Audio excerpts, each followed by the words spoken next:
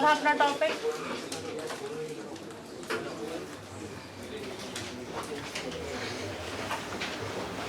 Solids and liquid. अब हम actually discuss कर रहे हैं non volatile solids and liquid. Non volatile solids and liquid. Solid कौन सा ले रहे हैं? Non volatile. Non volatile solids and liquid.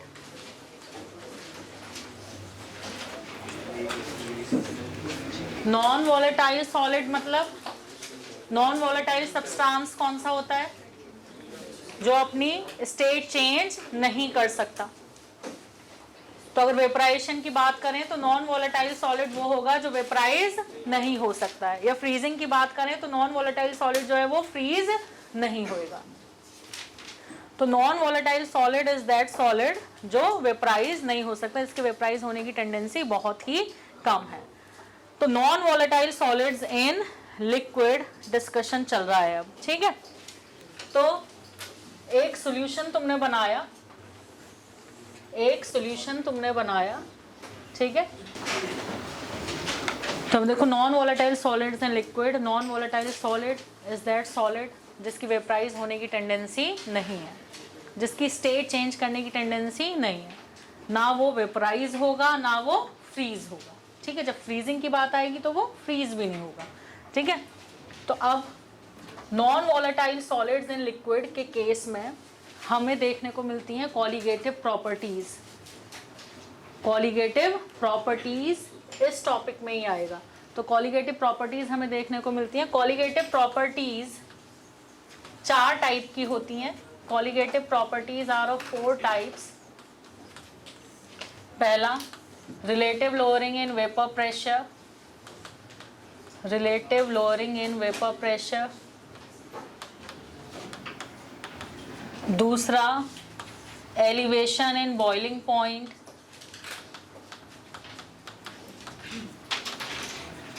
तीसरा, डिप्रेशन इन फ्रीजिंग पॉइंट।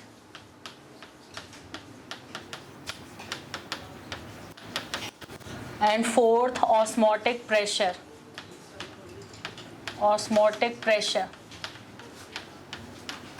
अब कॉलीगेटिव प्रॉपर्टीज कहते किन्हें हैं? कौन सी प्रॉपर्टीज को कॉलीगेटिव प्रॉपर्टीज कहते हैं? कॉलीगेटिव प्रॉपर्टीज वो प्रॉपर्टीज होती हैं सॉल्यूशन की जो सिर्फ नॉन वॉलेटाइल सोल्यूट के नंबर ऑफ मोल्स या you can say number of particles पर डिपेंड करती हैं, irrespective of their nature. Colligative properties are those which depend only on number of moles, or you can say number of particles of non-volatile solute present in the solution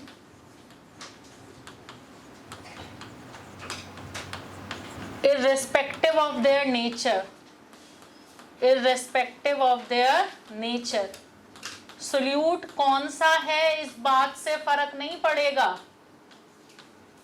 solute कौन सा है इस बात से फर्क नहीं पड़ेगा, सिर्फ सोल्यूट के नंबर ऑफ पार्टिकल्स या number of moles per depend करती हैं ये colligative properties. For example 1 kg water लिया, ठीक है, 1 kg वाटर, इसमें इधर तुमने डाला 1 मोल ग्लूकोज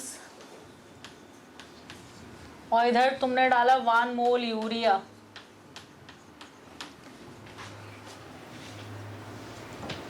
वन मोल यानी Avogadro number of particles of glucose, इधर Avogadro number of particles of urea. दोनों तरफ कॉलीगेटिव प्रॉपर्टी की वैल्यू सेम होगी, चाहे वो तुम RLVP की वैल्यू देख लो दोनों तरफ सेम होगी, चाहे वो तुम एलिवेशन इन बॉइलिंग पॉइंट की वैल्यू देख लो दोनों तरफ सेम होगी, चाहे वो तुम ऑस्मोटिक प्रेशर की वैल्यू देख लो दोनों तरफ सेम होगी, इररिस्पेक्टिव ऑफ कि इधर ग्लूकोज ऐड किया था तुमने और उधर यूरिया। तो ऐसे कॉलीगेटिव प्रॉपर्टी ऐसे प्रॉपर्टी जो सोल्यूट कौन सा है इस बात पे डिपेंड नहीं कर रहे, सोल्यूट के पार्टिकल्स के नंबर पे डिपेंड कर रहे हैं। वो प्रॉपर्टीज क्या कहलाते हैं, कॉलिगेटिव प्रॉपर्टीज। और ये 4 टाइप के होते हैं कॉलिगेटिव प्रॉपर्टीज, एक एक करके अब हम पढ़ेंगे, ठीक है। तो अब हेडिंग डालो, relative lowering of vapour pressure, RLVP, relative lowering of vapour pressure, RLVP।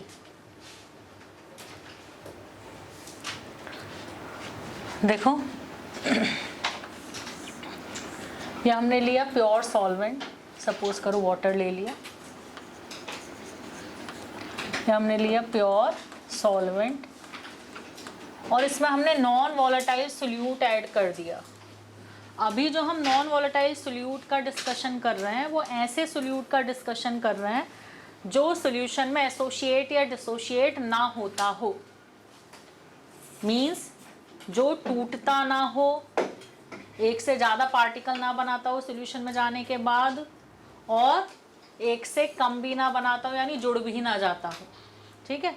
जैसे तुम्हें पता है एसिटिक एसिड वाटर में लोगे, वाटर में एसिटिक एसिड डालोगे तो आयंस में टूटेगा, चाहे पार्शली टूटेगा और टूटेगा आयंस में, एसिटेट आयन और H+ आयन।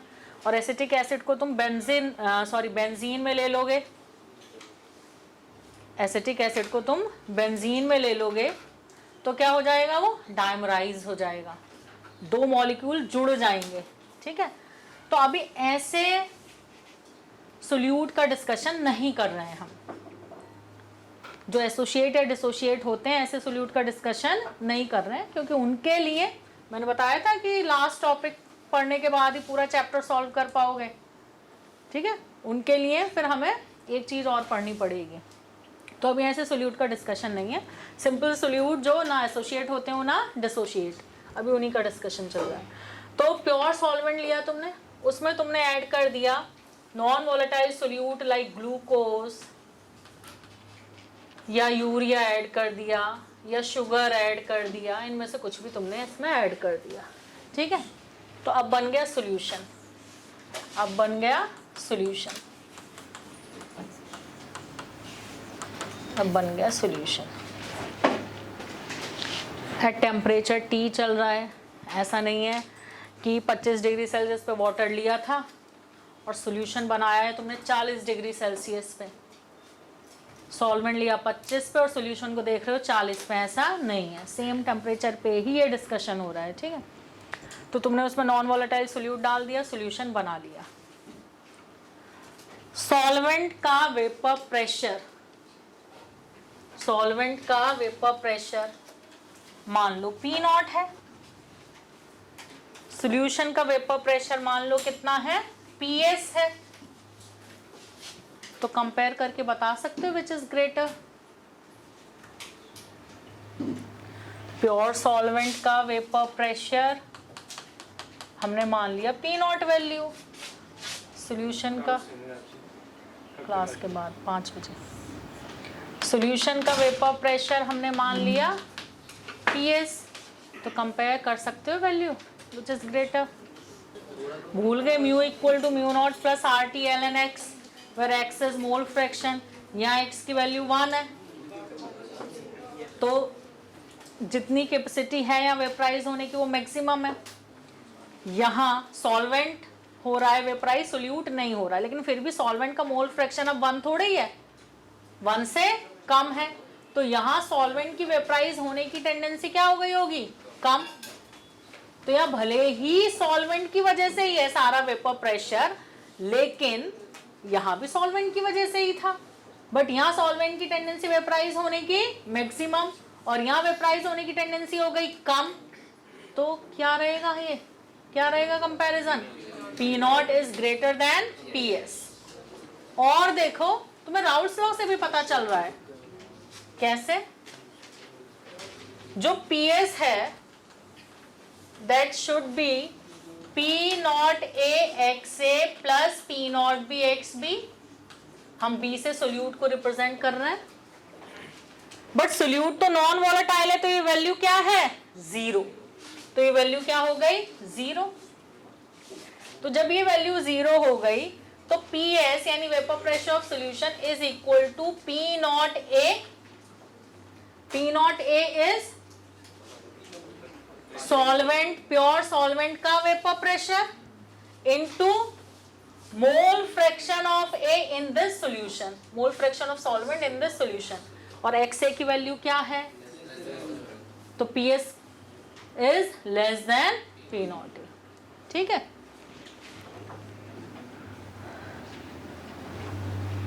अब देखो आगे फॉर्मूला ड्राइव कर रहे हैं RLVP का, relative lowering of vapour pressure. अब देखो इधर, सपोज करो P नॉट की वैल्यू 25 डिग्री सेल्सियस पर, 25 डिग्री सेल्सियस पे कर रहे हो तुम ये. P नॉट की वैल्यू 25 डिग्री सेल्सियस पे सपोज करो 35 mmHg आई, और PS की वैल्यू जो है वो कम आएगी, सपोज करो 32.5 mmHg आई.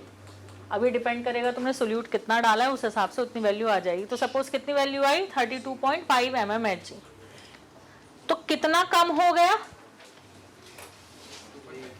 कितना कम हो गया? 2.5. तो जितना कम हुआ है ये क्या कहलाएगा? Lowering in vapour pressure. This difference P naught minus PS क्या है? Lowering in vapour pressure. और अगर तुम डिफरेंस को ओरिजिनल से डिवाइड कर दो तो क्या कहलाता है वो? रिलेटिव. यानी ये जो डिफरेंस है P नॉट माइनस PS, इसे हम डिवाइड कर देंगे ओरिजिनल से यानी कि P नॉट से, तो वो क्या कहलाएगा? RLVP. तो वही देखना है हमें कि RLVP किसके बराबर आएगा. ठीक है, ये कर लिया है ना. अब देखो इधर, तो आ गया PS equal to P naught A XA, where P naught A is, बच्चों क्या है P नॉट A? अब यहाँ P नॉट A का जो वेपर प्रेशर है, प्योर A का जो वेपर प्रेशर है, उसे तुमने P नॉट से रिप्रेजेंट किया है. यहाँ सिर्फ P नॉट से कर दो रिप्रेजेंट. एक तरफ P नॉट हो गया और एक तरफ PS हो गया. ठीक है,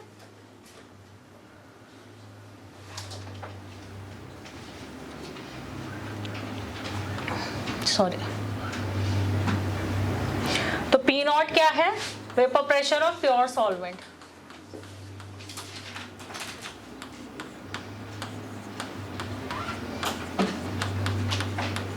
And XA is mole fraction of solvent in solution.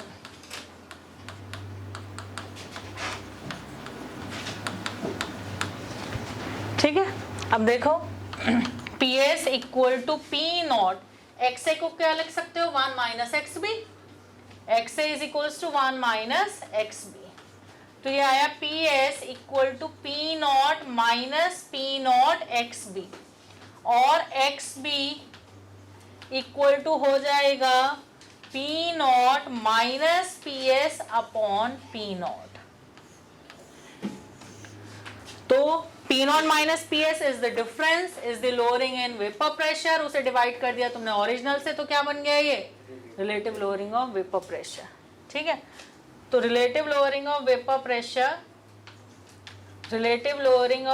Pressure is equals to mole fraction of solute.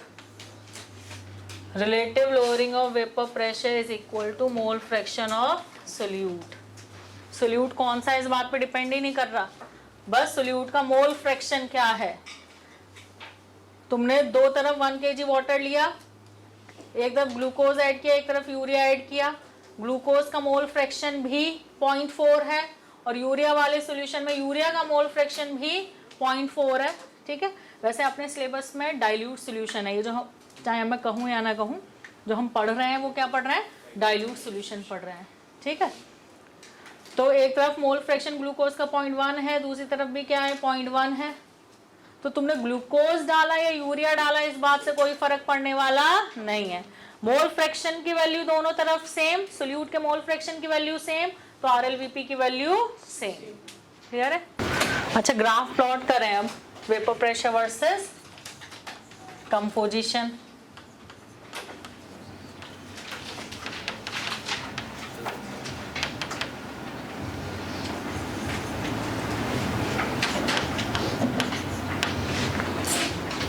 P not भी लिखो उधर, P नॉट भी लिखो उधर, क्योंकि हम कह रहे हैं नॉन वोलेटाइल है सोल्यूट, तो उसका वेपर प्रेशर तो होगा नहीं. ठीक है। फिर अब ग्राफ किसके लिए बनेगा? पीए के लिए बनेगा, और जो पीए है वही क्या है? पीएस है। जो पीए है वही क्या है? पीएस है। पीए क्या होगा? पी नॉट ए एक्स ए, और वो पी नॉट ए एक्स ए ही क्या है? पीएस है। ठीक है, देख रहे हो ना यहाँ, P S equal to P A plus PB. PB तो क्या है? 0। तो पी एस किसके बराबर है? पी ए के बराबर, और पी ए क्या है? पी नॉट ए एक्स ए।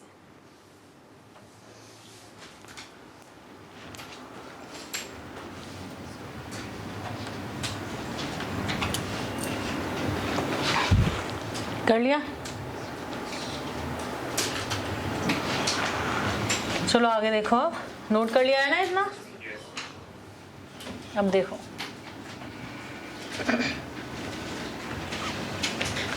तो P naught minus P S क्या कहला रहा है? This difference of vapour pressure after adding non volatile solute lowering in vapour pressure. This value is known as lowering in vapour pressure.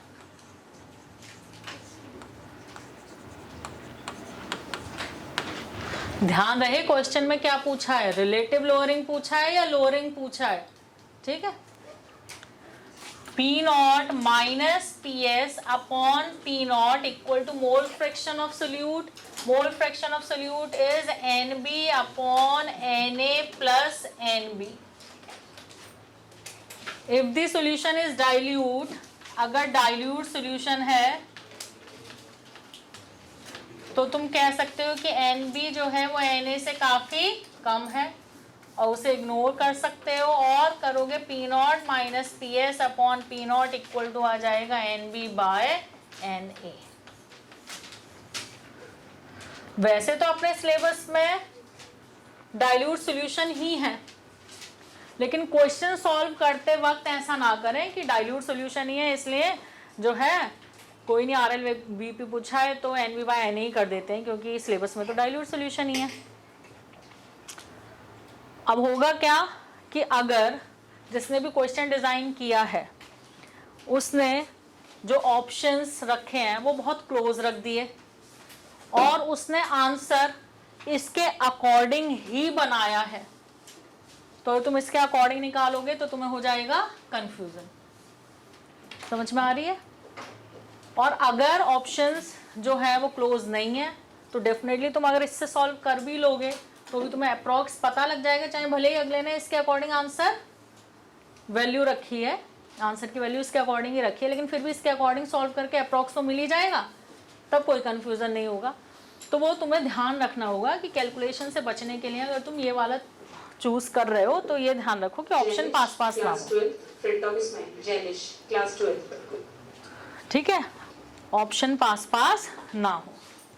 अब कई बार क्या होता है, क्वेश्चन में डाइल्यूट सॉल्यूशन मेंशन नहीं है, लेकिन अपना सिलेबस में तो डाइल्यूट सॉल्यूशन ही है जो हम पढ़ रहे हैं, ये डाइल्यूट सॉल्यूशन के ही लिए कर रहे हैं हम। ठीक है, अब कई बार क्या होता है, क्वेश्चन ऐसा भी होता है कि इसी के अकॉर्डिंग अगले ने आंसर सेट किया होता है, तो वो तो तुम्हें खुद ध्यान रखना पड़ेगा कि भाई ऑप्शन क्लोज है कि ऑप्शन क्लोज नहीं है। डाइल्यूट सॉल्यूशन मेंशन कर रखा है तो ये वाला कर लो, तो लेकिन फिर भी आंसर में कोई ज़्यादा फर्क नहीं आता है। ज़्यादा अलर्ट तो कब रहना पड़ेगा, जब ऑप्शंस क्लोज हैं। अदरवाइज इससे कर लिया, इससे कर लिया, अगले ने इसके अकॉर्डिंग आंसर सेट किया, तुमने इससे कर लिया, कोई बात नहीं, अप्रॉक्स तो पता चल ही रहा है, वैल्यू तो पता चली जाएगी। ठीक है, तो जब क्लोज वैल्यूज हैं तब तुम्हें जो है एक्यूरेटली ही सॉल्व करना है। अगर डाइल्यूट सॉल्यूशन मेंशन नहीं है तो इसके अकॉर्डिंग ही सॉल्व करो। ठीक है, तो अब देखो, relative lowering of vapour pressure is equals to mole fraction of solute. अगर डाइल्यूट है तो तुम ऐसे भी सॉल्व कर सकते हो। ठीक है, अब एक फॉर्मूला और बना रहे हैं, बट वो RLVP का फॉर्मूला नहीं है, क्योंकि उस फॉर्मूले में अपने पास आएगा P naught minus P S upon P S. ठीक है, लेकिन उस फॉर्मूले में हम कुछ भी एज्यूम नहीं कर रहे हैं, कोई भी एजम्पशन नहीं ले रहे हैं, इसलिए वो फॉर्मूला हमेशा एप्लीकेबल है। वो फॉर्मूला एप्लीकेबल हमेशा है, लेकिन वो फॉर्मूला जो हम कैलकुलेट कर रहे हैं वो RLVP नहीं है।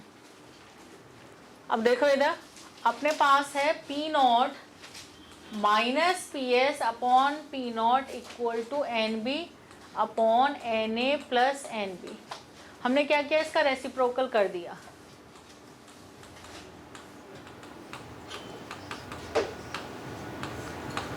और फिर हमने दोनों तरफ -1 कर दिया।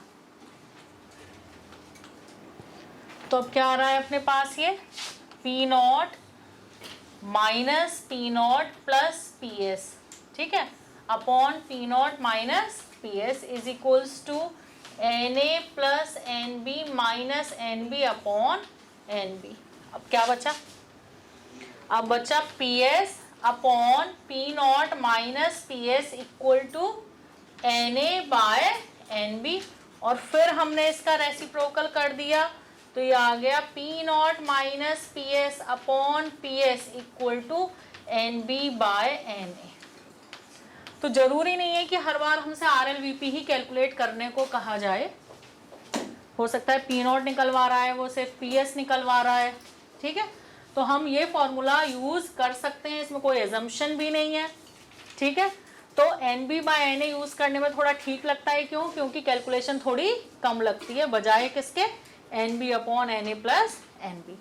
But R L V P पूछा जाएगा तो P naught minus P S upon P naught which is equal to mole fraction of solute. और अगर ये फॉर्मूला यूज करने जा रहे हो तो ध्यान रहे, या तो डाइल्यूट सोल्यूशन वो कहे या फिर इसके अकॉर्डिंग सॉल्व कर रहे हो तो ऑप्शंस को ध्यान रखो, ठीक है, कि वैल्यू ज़्यादा क्लोज ना हो, कोई कंफ्यूजन ना हो। और इसे यूज़ करने में कोई दिक्कत नहीं है कोई, क्योंकि यहाँ पे हमने फॉर्मूला ड्राइव करते वक्त कुछ भी एजम्पशन नहीं लिए कि सॉल्यूशन डाइल्यूट है, कॉन्सेंट्रेटेड है, कुछ भी एज्यूम नहीं किया है। But remember this is not are L V P, क्योंकि आर एल वी पी के लिए डिफरेंस को किससे डिवाइड करना पड़ेगा, पी नॉट से। हो गया।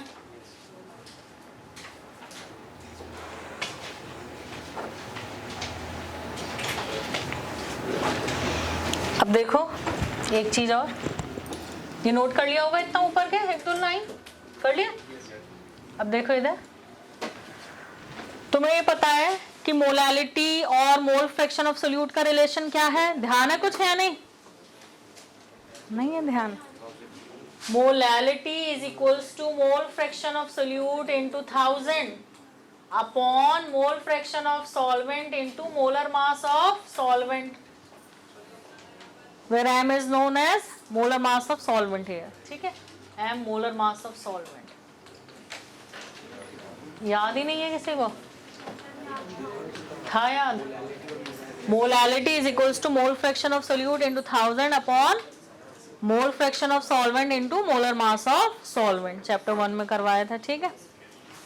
और तुम्हें ये भी पता है कि मोल फ्रैक्शंस की रेशियो जो है वो मोल्स की रेशियो के बराबर होती है, इसमें तो नहीं होगा doubt. Mole upon total mole, mole upon total mole cancel out हो गए, तो X B by X A is actually N B by N A. तो अब देखना यहां से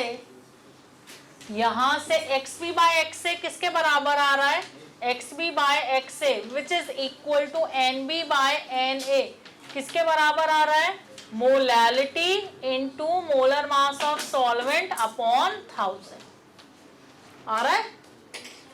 तो तुम यहाँ N B by N A की जगह और क्या रख सकते हो, molality into molar mass of solvent upon 1000। हो सकता है एन बी एन ए तुम्हें पता नहीं, हो सकता है एक्स बी तुम्हें पता नहीं, तुम्हें क्या पता है, मोलैलिटी पता है सॉल्यूशन की। तो मोलैलिटी पता है तो P naught minus P S upon P S बराबर हो जाएगा molality into molar mass of solvent upon 1000, ठीक है। तो पुट कर दो,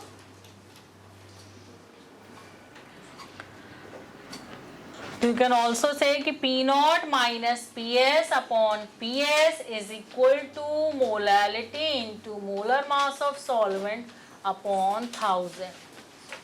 और अगर भाई solution dilute है तो RLVP भी किसके बराबर है, NB by NA के। तो RLVP को भी किसके बराबर कह सकते हो, molality into molar mass of solvent upon 1000 के बराबर कह सकते हो, ठीक है। तो अगर डाइल्यूट सॉल्यूशन है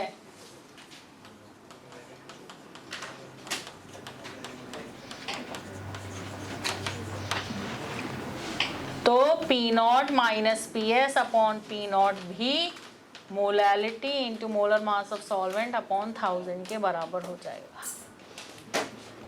और जो कि हमारे सिलेबस में है ही कौन से सॉल्यूशन, डाइल्यूट। अब क्वेश्चन डिज़ाइन करने वाला चाहे कैसे भी डिज़ाइन करता रहे, लेकिन एक्चुअली तो क्वालिटेटिव प्रॉपर्टीज़ जो हैं वो कौन से सॉल्यूशन में अराइज हो रही हैं, डाइल्यूट में, और हम डाइल्यूट सॉल्यूशन ही पढ़ रहे हैं, डाइल्यूट ही है हमारे सिलेबस में। RLVP relative lowering of vapour pressure हो गया। आप क्वेश्चन लिखो,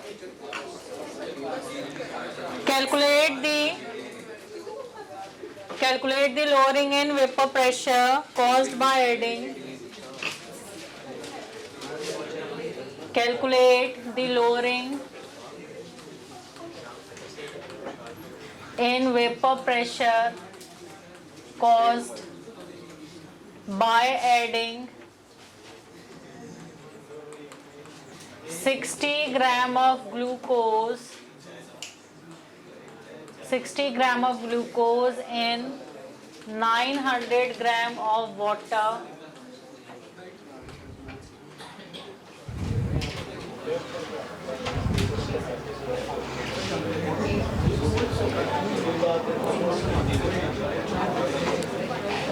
if the vapor pressure of pure water is 360 mmHg at T degree Celsius। 2-3 question लिख दो।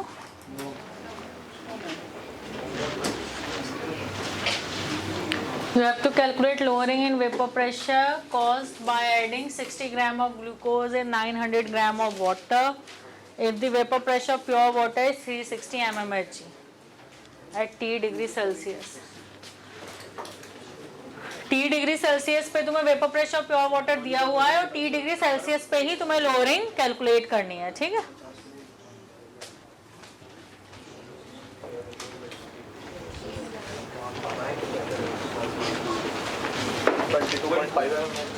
है ये 2.4 कह रहा है, वो 22.5 कह रहा है।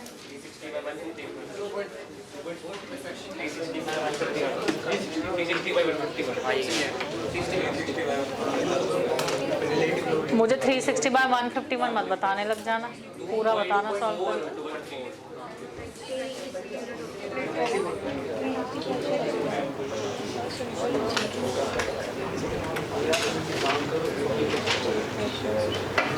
कर लिया?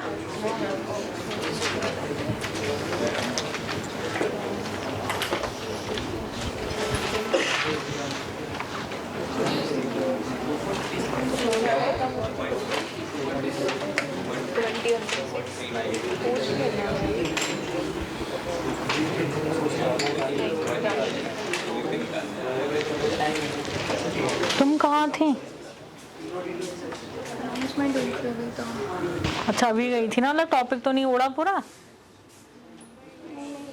अच्छा हाँ हाँ हाँ ठीक है, कर लिया? चलो देखो इधर,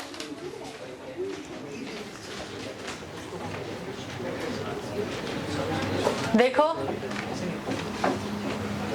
लोअरिंग इन वेपर प्रेशर निकालना है, मतलब P0 माइनस PS निकालना है ना, और अपने पास है P0 minus PS upon P0 equal to mole fraction of solute, मतलब NB upon Na plus NB।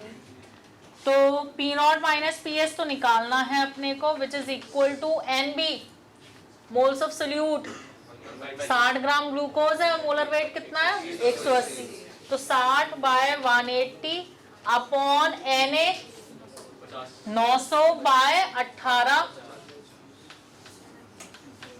Plus 60/180, इसे मल्टीप्लाई कर देंगे किससे, P0 से। P0 की वैल्यू क्या है 360 mmHg क्या आ रहा है अपने पास? तो डेल्टा P की वैल्यू यानी कि delta P difference of vapour pressure which is known as lowering in vapour pressure किसके बराबर आ रहा है? 2.39 mmHg।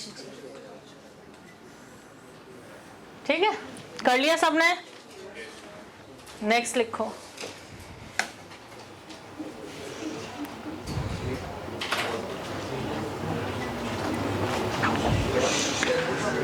लिखो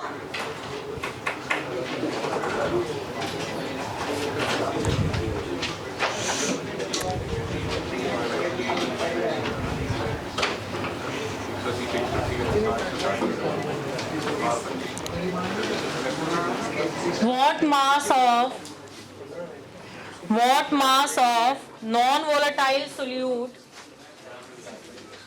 what mass of non-volatile solute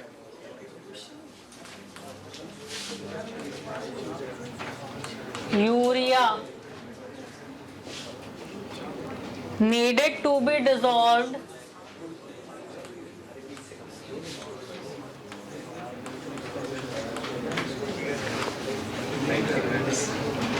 in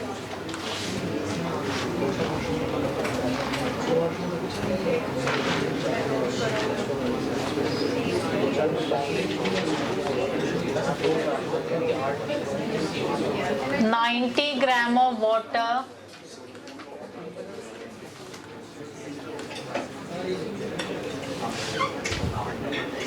in order to decrease the vapor pressure by 20%.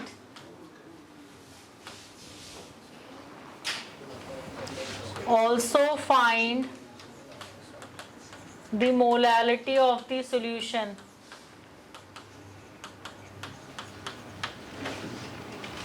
Also find the molality of the solution.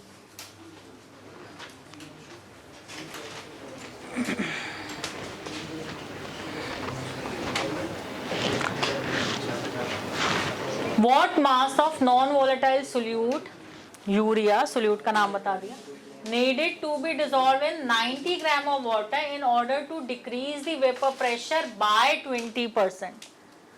By 20%, 20% घट गया मतलब P naught minus P S कितना है?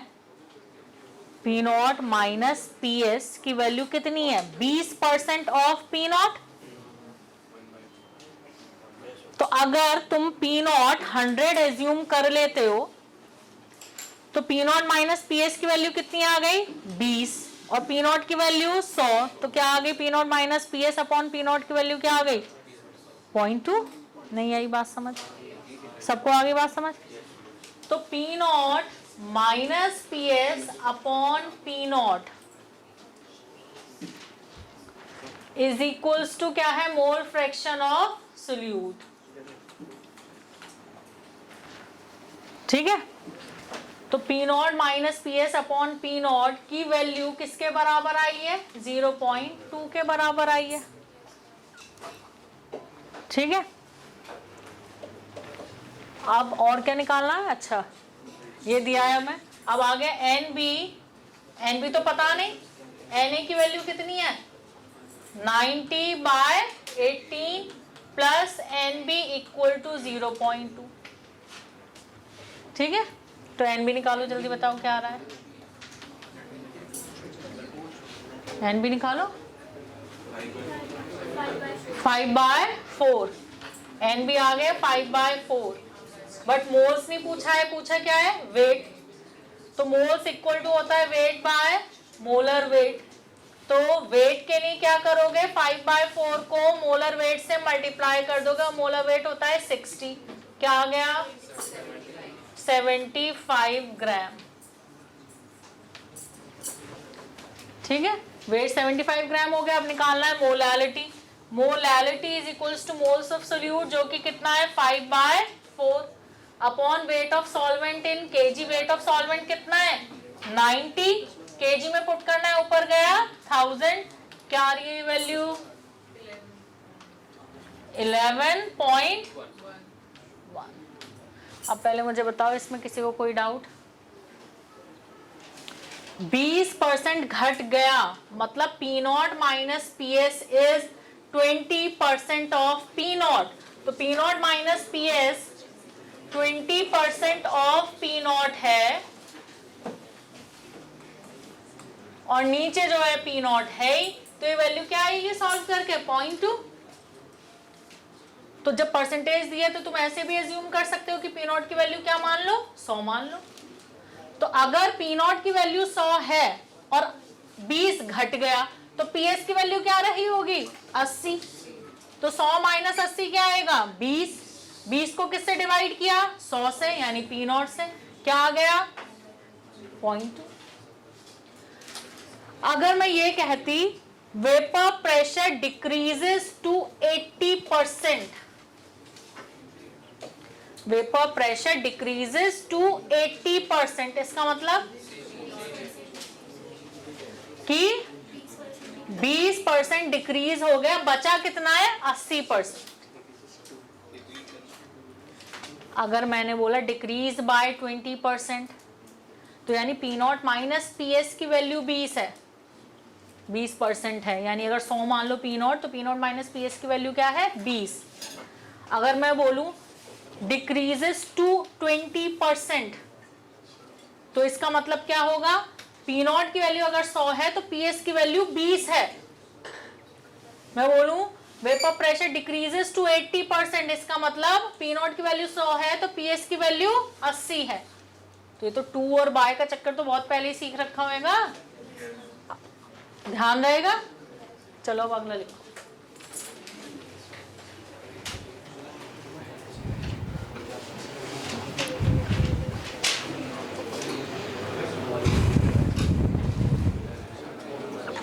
The vapor pressure of dilute aqueous solution of glucose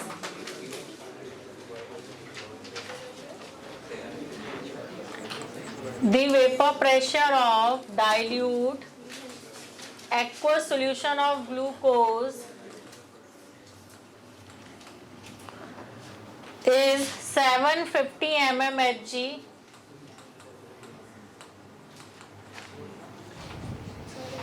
is 750 mmHg at 373 Kelvin. Calculate the molality and mole fraction of solute.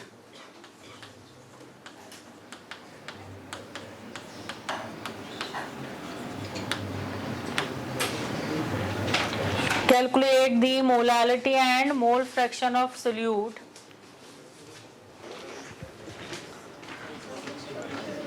इसने कहा vapour pressure of dilute aqua solution of glucose. Dilute aqua solution इसने बोल दिया, तो इसका मतलब मैं use कर लूं P naught minus P S upon P naught equal to NB by NA। और वैसे भी मुझसे यहां पर कोई RLVP तो पूछा है नहीं, या मुझे RLVP दिया हो ऐसा तो कुछ है नहीं कि मैं बाउंड हूं कि मैं यही फॉर्मूला यूज करूंगी। तो हो सकता है डाइल्यूट कह रखा हो अगले ने, लेकिन फिर भी वो इस फॉर्मूले के अकॉर्डिंग ना सॉल्व कर रहा हो, इसलिए सेफ कौन सा फॉर्मूला रहेगा जिसमें हमने कुछ एज्यूम भी नहीं कर रखा है, P naught minus P S upon P S equal to NB by NA। जब तक उसने मुझे RLVP नहीं दे रखा है तब तक मैं इस फॉर्मूले को यूज करने में सेफ हूं। क्यों? क्योंकि यहां पर कोई भी एजम्पशन नहीं है।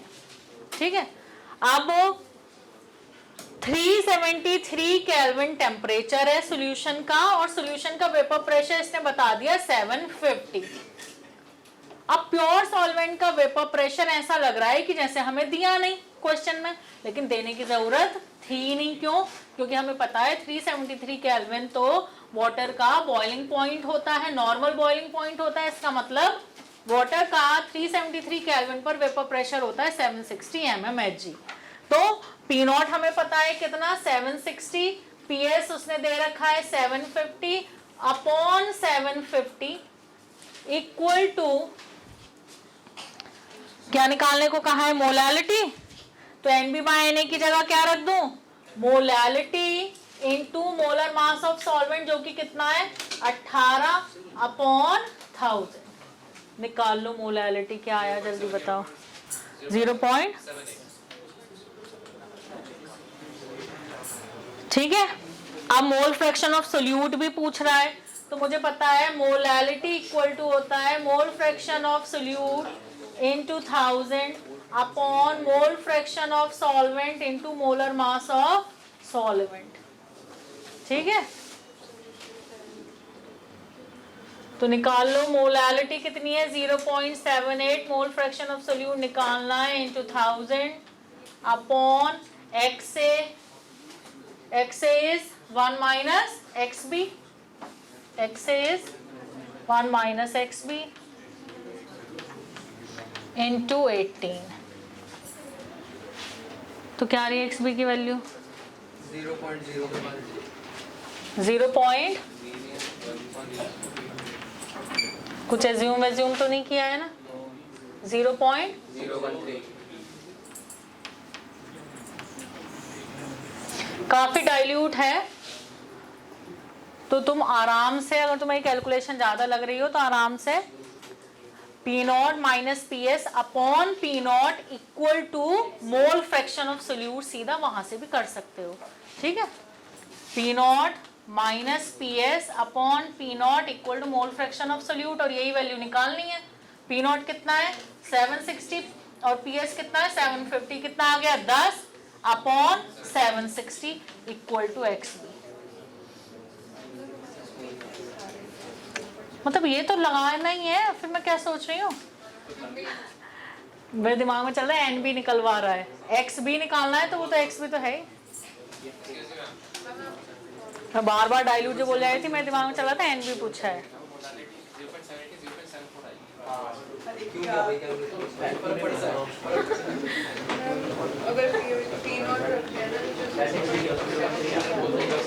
अभी रुक जाओ, 0.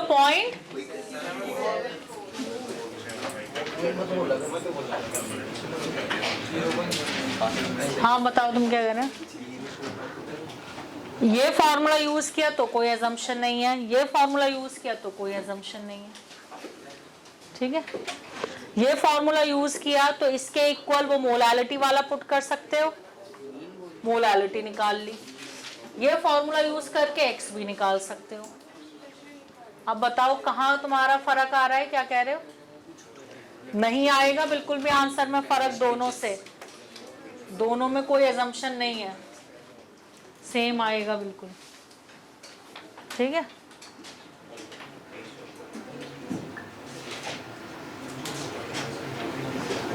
ओके। अब देखो नेक्स्ट, RLVP कैलकुलेट करने के लिए there is experimental method known as, एक एक्सपेरिमेंटल तरीका और है known as Ostwald and Walker method.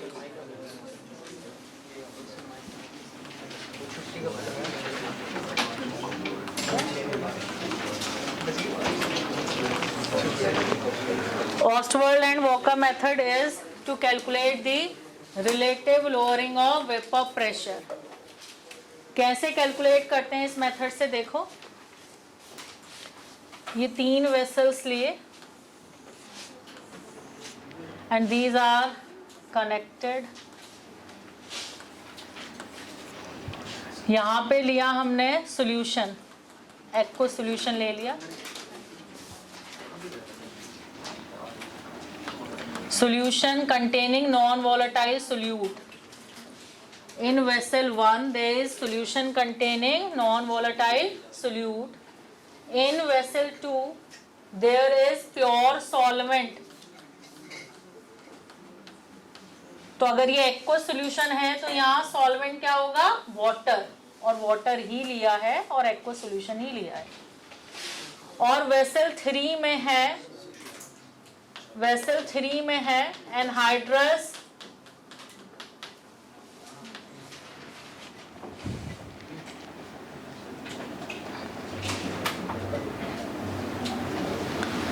Vessel 3 में है, इसमें रख दिया है anhydrous calcium chloride.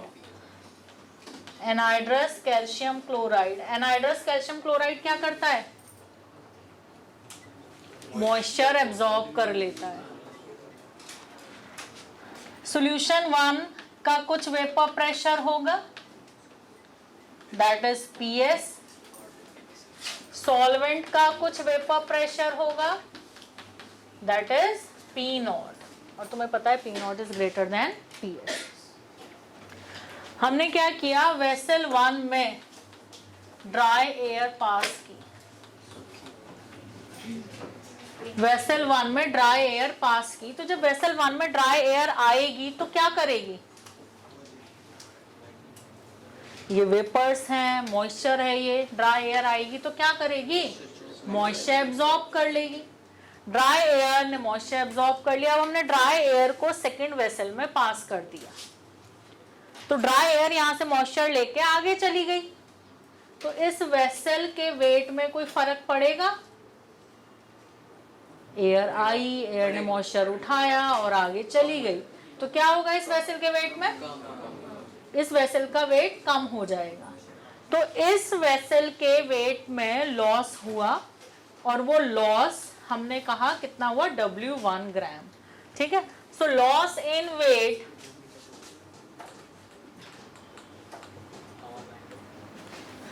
in vessel 1 is W1 gram। ठीक है, अब एयर यहां चली गई,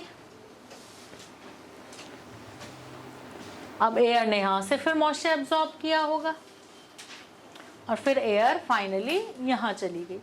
तो जब एयर ने यहां से मॉइस्चर एब्जॉर्ब किया होगा और वेसल 3 में चली गई, तो यहां भी क्या हुआ होगा? Loss in weight. तो यहां लॉस इन वेट हमने मेजर किया क्या पता चल गया हमें? लॉस, हाँ मेजर किया loss in weight in vessel 2 हमने मेजर किया, वो आया कितना? W2 ग्राम। हमने क्या किया है, पहले जब इनमें सॉल्यूशन बनाए हैं, सॉल्वेंट लिए हैं, सॉल्यूशन लिया है, तो हमने इन वेसल्स का वेट इनिशियली मेजर कर लिया, फिर ड्राई एयर पास की वेसल 1 में, देन आगे वेसल 2 में, देन आगे वेसल 3 में। तो जब ड्राई एयर पास करवाइए तो फिर से इन वेसल्स का वेट कर लिया, तो जो डिफरेंस आया that is loss in weight. तो loss in weight in vessel 1 कितना? W1 gram. Loss in weight in second vessel is W2 gram. अब देखो इधर, जब एयर यहाँ आई है तो इसने मॉइस्चर एब्जॉर्ब किया है। यहाँ पर वेपर प्रेशर क्या है सॉल्यूशन का? PS। अगर यहाँ वेपर प्रेशर ज्यादा होता तो एयर ज्यादा मॉइस्चर एब्जॉर्ब करती, और कम होता है वेपर प्रेशर तो कम एब्जॉर्ब करती। यानी कि यहाँ इस वेसल में जो लॉस इन वेट हुआ है that is directly proportional to PS, that is directly proportional to PS। फिर एयर यहां से यहां आ गई, तो एयर ने यहां से भी मॉइस्चर उठा लिया। क्यों उठा लिया होगा? क्योंकि पी नॉट की वैल्यू PS से ज्यादा है। पी नॉट की वैल्यू PS से ज्यादा है। जितना ज्यादा वेपर प्रेशर होगा एयर उतना ज्यादा मॉइस्चर एब्जॉर्ब करेगी, जितना कम वेपर प्रेशर होगा एयर उतना कम मॉइस्चर एब्जॉर्ब करेगी। अगर तुमने एयर, ड्राई एयर सीधा इस वेसल में पास की होती तो यहां से एयर जो मॉइस्चर एब्जॉर्ब करती वो किसके प्रोपोर्शनल एब्जॉर्ब करती? पी नॉट के। लेकिन तुमने एयर पास कैसे की है? पहले इस वेसल में फिर इस वेसल में। तो अगर तुम एयर यहां पास करते डायरेक्टली तो इन टोटल एयर कितना मॉइस्चर एब्जॉर्ब करती? Directly proportional to P naught. यानी यहां तक आने पर एयर को कितना मॉइस्चर एब्जॉर्ब करना है? Directly proportional to P naught. लेकिन जब तुमने यहां पास किए तो एयर कितना एब्जॉर्ब कर चुकी है? PS के प्रोपोर्शनल। तो अब यहां आकर जब यहां से यहां आई तो यहां आकर कितना और एब्जॉर्ब करेगी? P नॉट माइनस PS, क्योंकि PS के प्रोपोर्शनल पहले ही कर चुकी है एब्जॉर्ब। तो बस यहां जितना एक्स्ट्रा है और पीएस से उसके प्रोपोर्शनल एब्जॉर्ब करेगी। तो यानी कि W1 is proportional to PS and W2 is proportional to P0 minus PS। तो अब तक टोटल कितना मॉइस्चर एब्जॉर्ब कर चुकी है एयर? Proportional to P0। तो एयर के पास अभी कितना मॉइस्चर है? Proportional to P0। एयर यहाँ आई और यहाँ क्या रखा है? Anhydrous calcium chloride. वो क्या करेगा? सारा मॉइस्चर एयर से ले लेगा। तो एयर के पास कितना मॉइस्चर था? Proportional to P0। वो सारा कहाँ आ जाएगा? इस वेसल में। तो इस वेसल में क्या होगा? Gain in weight. तो गेन इन वेट किसके प्रोपोर्शनल होगा? यहाँ पर प्रोपोर्शनल टू P0। तो गेन इन वेट चुपचाप लिख लो इधर, ये gain in weight in vessel 3 is W3 and W3 is proportional to P0 और ये हो गई इक्वेशन 3। ठीक है, अब तुम्हारे पास 3 इक्वेशन, इक्वेशन 1 2 3। अब देखो, अगर तुम्हें RLVP निकालनी है तो क्या करोगे? देखो तीनों इक्वेशन, RLVP निकालनी है तो क्या करोगे? इक्वेशन 2 डिवाइड बाय इक्वेशन 3 आ गया। तो इक्वेशन 2 डिवाइड बाय इक्वेशन 3, तो ये आ गया अपने पास P0 minus PS upon P0 मतलब RLVP इक्वल टू आ गया किसके? W2 bye W3। लेकिन सपोज करो तुम्हें P0 minus PS upon PS निकालना हो तो इक्वेशन 2 को किससे डिवाइड कर दोगे? 1 से। तो अगर तुमने 2 डिवाइड बाय 1 किया तो तुम्हें मिलेगा P0 minus PS upon PS equal to W2 by W1 and which is equal to NB by NA and this is equal to mole fraction of solute or you can say NB upon NA plus NB। ठीक है, तो RLVP colligative property complete. उसके बाद next start होएगी next class में elevation in boiling point.